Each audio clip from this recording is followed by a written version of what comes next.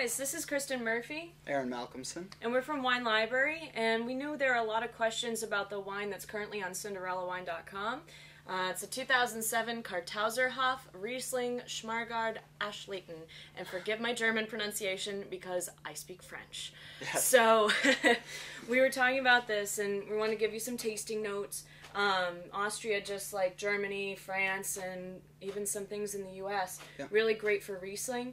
But these are wonderful wines because they can age. Now, Smaragd is something that's a little special in Austria. It's their highest category, and it's going to be your ripest white wines. Not just Riesling, but you can also do Gruner. And what they do is they keep it very ripe, but just like within Germany, with Auschleses or Spätleses, you can have them be on the drier side. Yeah. So...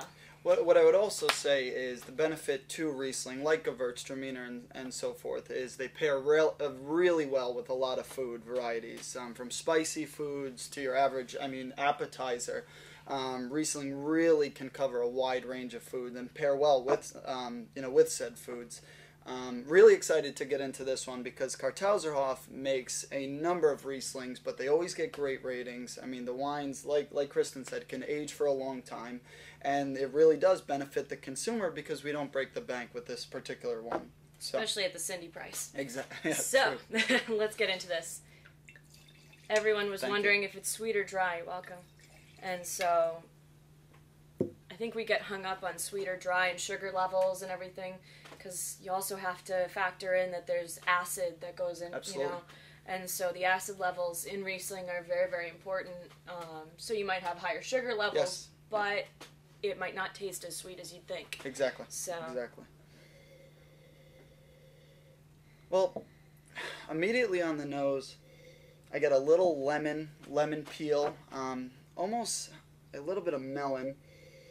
Definitely a crushed rock minerality to it. It's so minerality driven. Yeah, you can. It's crisp though on the nose. I mean, you do get a fresh scent, and it is aromatic. Whereas some Rieslings, especially if you're drinking them ice cold or smelling them ice cold, they really don't deliver on the nose. This one kind of right off the bat delivers a nice shot of fruit as well as that minerality. Right, exactly. And where I find German Rieslings can get very petrol-y, and especially when they get on the sweeter side up in Spätlese and Auslese, this one is very, very focused and crisp.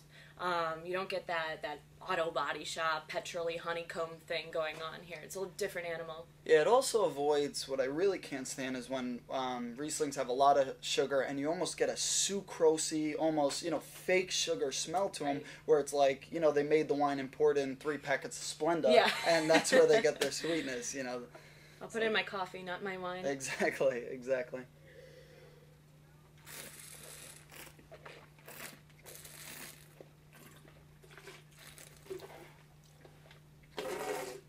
Again, the minerality comes right through.